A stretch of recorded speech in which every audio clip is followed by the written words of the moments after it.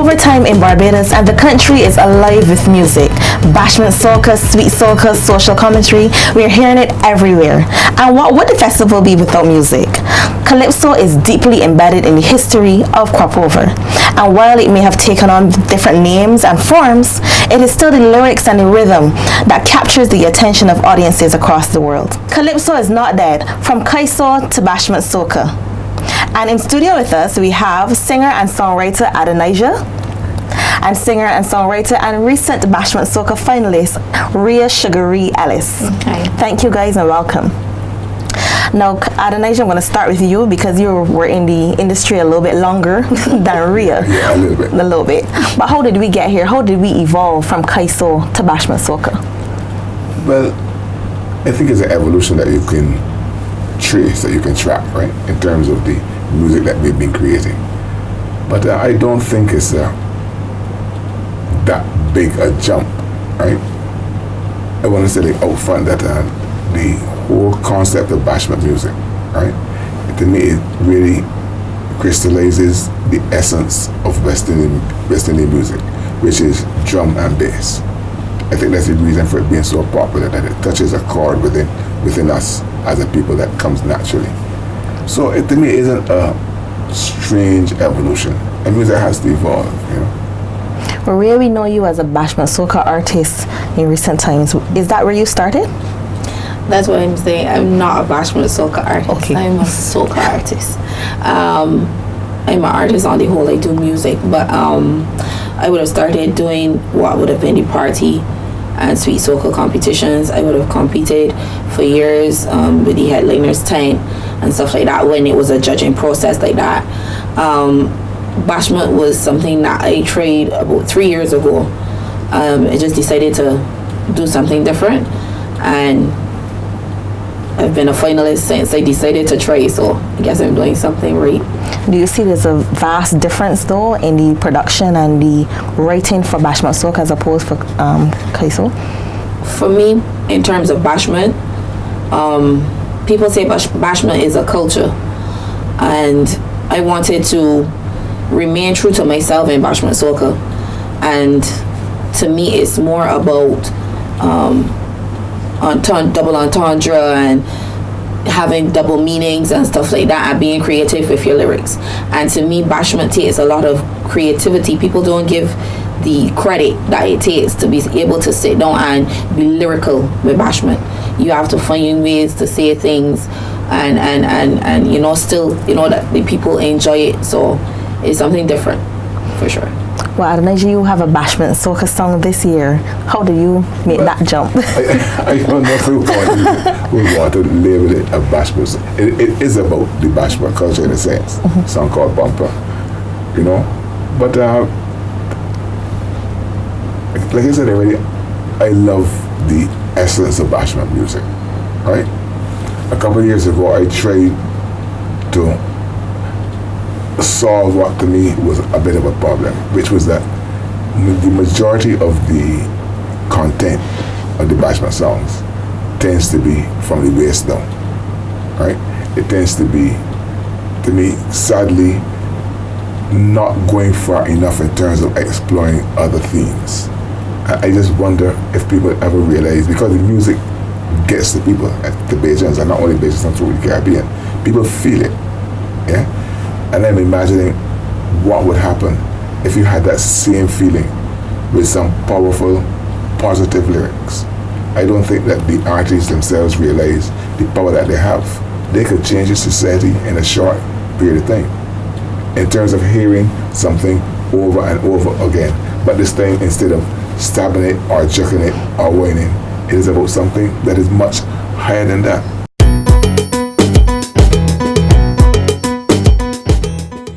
Yo, this is the boy Mikey Mercer. I'm the 2018 Party Monarch and People's Monarch of Barbados. And I just want to invite each and every one of you to come out. Cropover 2019 is going to be fantastic. Cropover is all about just coming out, enjoying the music, the vibes, the food, the music, food. Yeah, man. And just have some fun, lime with some friends. You understand? You could lime, you could party hard, you could just go have a drink. You can just go and check out the tents. There's something for everyone. So if you live here, get out. If you don't live here, come in and come and check. Crop Over 2019. This is going to be crazy. It's going to be vibes. It is going to be action time again. Yeah, man. Rhea, your song this year is bashment soca, yes, but it really isn't the juking and the whining as well. So basically, then that mean that you, as I said, for me, I'm a female in soca, and we tend to categorize or label females in soca a certain way.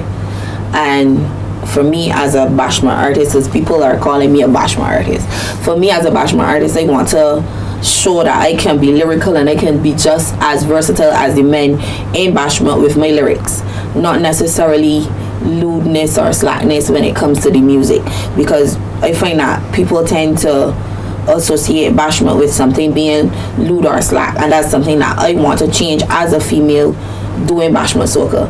So that's why I say in my song, don't press my buttons, and I try to do a lot of you know, we call them similes, where you know, like a this and those kinds of things. So when I write it, I actually like sit down and I think about my theme and what it is that I want to say, and try to find things that are associated that will make you think about it. And for me, it works for me as an artist, because people tend to say, you're hard, you lyrical, you're different, you understand? So I try to do it that way, as opposed to carrying a sexual. Understood. Yeah. So could it be the as you said, the sexual connotation and the juking that would hinder the older Calypsonians from entering or from performing bashment soca music? I would think so, because I don't think a lot of the guys of my vintage feel that comfortable with it.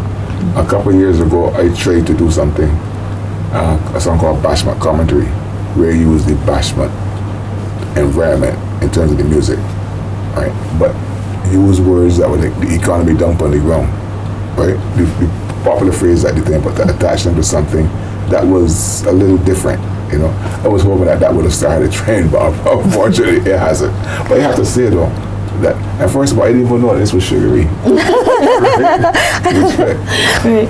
That when it comes to the writing skills, I am awed, right? I'm awed by the skill of some of the writers in bashment. For sure. You're talking about similes. I mean, spread it like a rumor. You know what I mean? They got some ridiculous, I mean, really, really creative similes. A lot of the guys that write bashment and is a little envious to pick out certain people, but I had to pick out my boy Lead Pipe. For sure. You know? Wicked. These people that are, to me, these are our poets, right? These are our, call them street poets or whatever. These are our poets. The guys are tremendously creative when it comes to the using language. And that, I wouldn't say amazes me, but it intrigues me, because a lot of the sections of society for which the bashment artists tend to come are ones that you would not expect them. People would not expect them to have that facility with language. Right. It is beautiful, man. It's just the topics, right? For me, it's just the topics. I would like to see these topics extended, you know, to include more everyday life experiences, because there's more to life than just a bumper. You know, as my song says, it's taking too long for the bumper. You know, the 15 years on we be singing about bumper. She's long bread, man. I passed it by to me and I mean, they get so much up. But there may be a need then for the older artists to have a conversation with these young bashment soca artists, because every week we see new people on YouTube, because you know that's basically how they're becoming popular, Facebook and YouTube. So there may be a need then for more seasoned entertainers then to have a discussion with them, not only to guide the lyrics, but then also to encourage them to not be one-hit wonders, because for them it's just about being popular one day and then next year we don't hear about them, or next 2 years we don't know who they are. So but all the guys that I know would be willing to do that, but you know, you can only have a conversation with two people. You know what I mean? And sometimes a lot of the younger guys are not that receptive. You know, the fact that, listen, how many money my last come over? I know how to do that, the $1,500, you know what I mean? You know, so once we get past that, you know, but I know that the guys of my vintage are very, very, very willing. And a lot of us respect it the same way that they do in terms of the creativity, because lyrics is a large part of any song. And once you have that facility with language, and you can create those kind of lyrics, you can go anywhere, you know. I find from a young artist perspective, there's not a lot of platforms in Barbados for young artists. There are a lot of talented artists. There are a lot of talented artists in Barbados when it comes to not only bashment but reggae and rapping and stuff like that, because bashment for me is the ability to chant on a rhythm, and it's a beat that you're rating a rhythm and being able to sit down on the rhythm, but there are not a lot of platforms in Barbados for artists like that. And yes, we can use these social media platforms and stuff like that, but I still think that there is a need for spaces for artists to perform. So at this point, I would have to highlight for sure Youth in the Spotlight as one of the platforms, Kumbo Mohammed, where he gives young artists chances to come out to open mics and for people to see them and see what they can do. And then that criticism comes into play there, where you get the feel for a stage, you understand what it is to command a stage, because it's okay to be able to write a song and sing in a studio, but to perform it is something different. And in a studio you may have stops and breaks and stuff like that you can get to catch yourself, as opposed to flowing on a stage completely.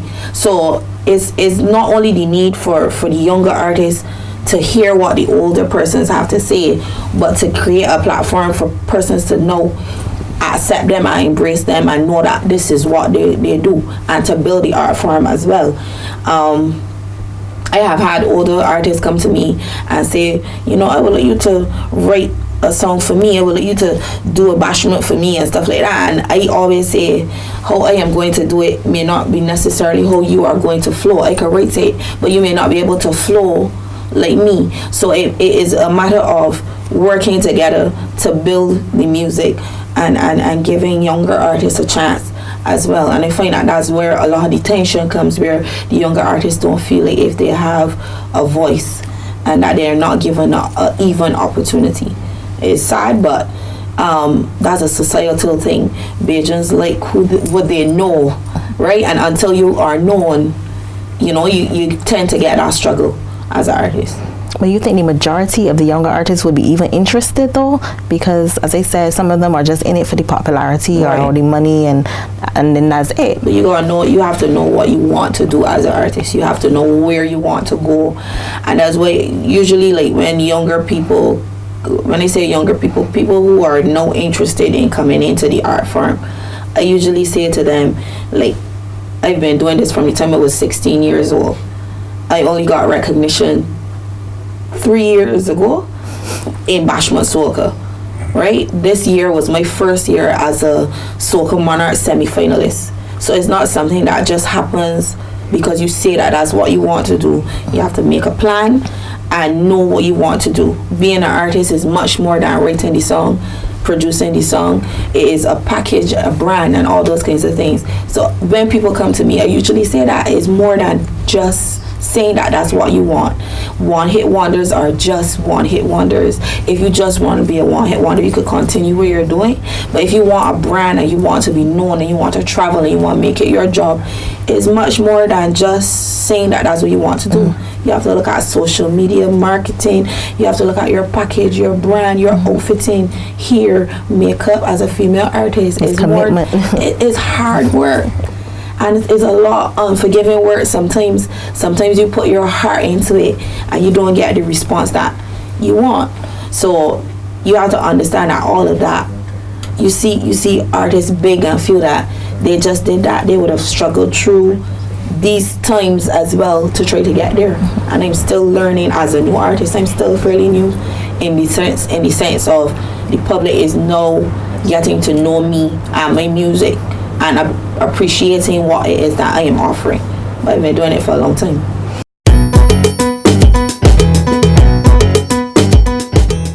Boom, boom, boom. My name is Mr. Blood. I am the reigning Calypso monarch of Barbados. And I want to invite you to come out to every event we got, because crop over is correct.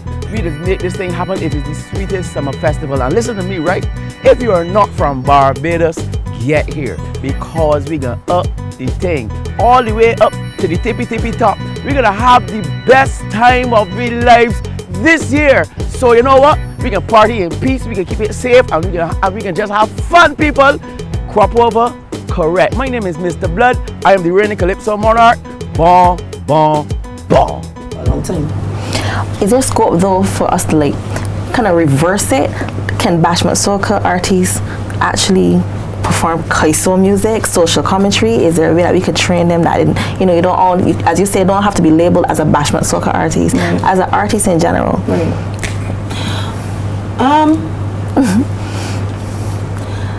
My father did social commentary, so my love for soca music came out of going into the tent.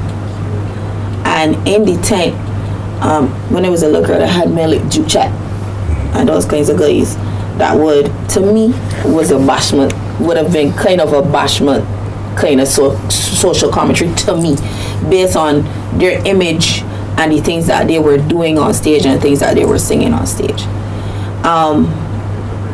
I think it is more of younger artists thinking that the society is not going to accept them in social commentary, or that there is a culture in itself for social commentary. And a way, because I remember when I said at one point in time that I would have been interested in doing kaiso, and my father said to me, but you know, kaiso is different to bashment. Kaiso, you got a phrase and there's a way to sing and those kinds of things. And I think that that's where the artists shy away from it, because as I said, bashment is chanting. Bashment is being able to write a rhythm and not so much the music of kaiso, melody and all those things come into play when you're doing kaiso music. So I don't know. I know that there are some bashment artists in the social commentary competitions this year, the pick of the crop, but in that sense you still see the difference of them as a pick of the crop artist and then as a bashment soca artist, because kaiso is completely different. It's the same concept in the fact that you are telling a story with your song, but the way that it is done is different. So I'm not sure how you would. What do you think, Adonijah? That's a really interesting point, though. Because actually, right now in the tent that I'm a part of, the First Citizens that you said Big Show, we have Stiffy in the tent, and Stiffy was a bashment king on a couple of occasions, and he's doing very well, right? And the beautiful thing about it is that a lot of the guys talk to him. You know, after the first night we heard him, right? Some of us, including myself, there's little pointers and things, and what I love is the fact that he was not at all too big to take us on, you know, but he listened very respectfully, and they've seen it incorporate some things that we've told him on stage. But I like his song, this Pray, right? The social commentary, I like it a lot, because as I said, he has a facility with language, easy with language, so that is half the job done, you know. And he's good at phrasing, because as a bashment artist, phrasing is very important too. You know, because you can have a rhythm that licking down, and you saying good things, but if you don't say them at the right time musically, that's phrasing. You miss the whole thing. Yeah. So I think, to me, I was very glad to see Stiffy enter Pickety Crop, and I can see him becoming a very good calypsonian, and I don't see where it should be he alone. You know, a lot of the guys have the facility with words, they have the phrasing already. It is just for them to find the interest. I think, if I were starting my musical career now, right, I don't think it would be attracted to social commentary, right? But if it was starting now, as a much younger person, of course, right, I would be interested in doing work that can get me gigs, right? That can get me something so I could eat the food, you know? So people starting at this stage, I don't have any problem. I can understand perfectly why they would start with that genre, because it's accessible, it is easier to create, and in terms of the fact that you have people that got a lot of rhythms up there, so you just got to deal with the words and the timing, you know. So as I said, I would be starting there if I were starting out now, you know. And I can see where very soon we'll be seeing a lot more of the bashment artists entering Pickety Crop. which is necessary, if not the art form. Yeah, because you know, all the social commentary, we usually associate social commentary with older artists. Right. What happens when they pass on or go or decide to give up, you know? So obviously we have to train these younger artists to make sure that it goes. What Steve is doing this year, he is incorporating some of the bashment culture in his delivery, because he sings some parts and then some part he chants, you know, but it's still feeling as a social commentary. Right. I think that's a very healthy development.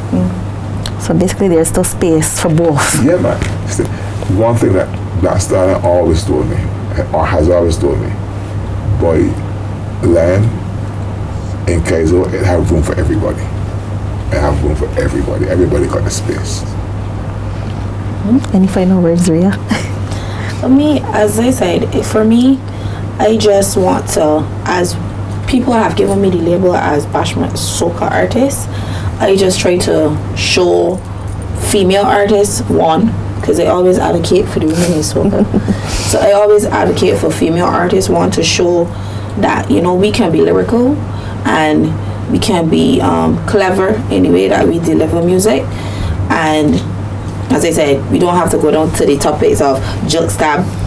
We can show in different ways, and I always advocate for that as a young artist, on an artist on a whole, or any person interested in coming into this art form, which is soca, social commentary, bashment. It is all about making a plan and knowing where you want to go and sticking to the plan, and it's a lot of hard work. That's it. That's all the time we have for today. We want to thank Adonijah and Rhea for taking your time off your busy crossover schedules to be here with us. And you can continue the discussion on our Facebook page. Stay tuned and look out for our next episode of